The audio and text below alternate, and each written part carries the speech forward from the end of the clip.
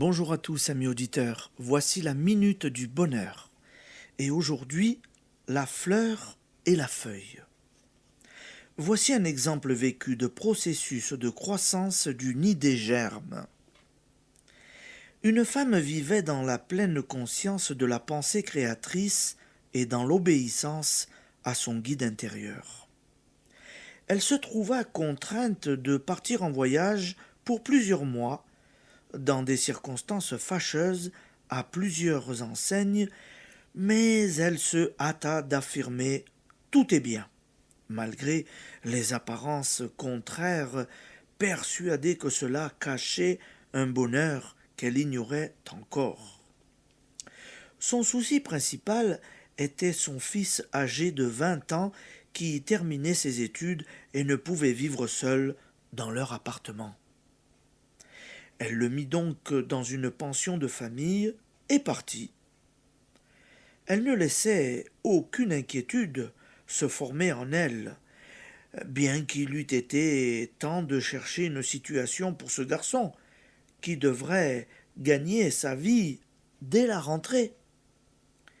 Il se passa deux choses.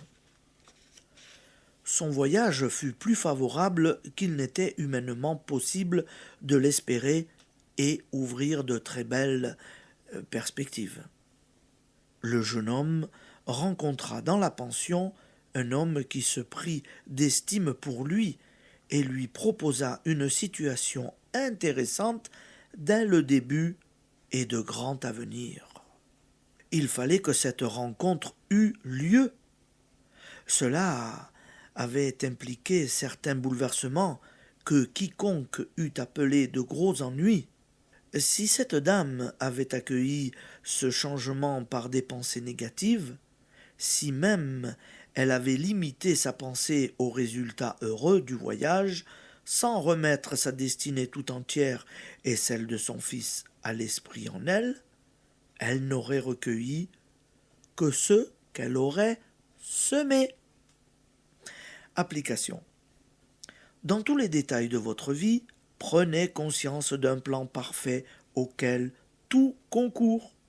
À partir du moment où vous faites confiance à l'esprit qui est en vous.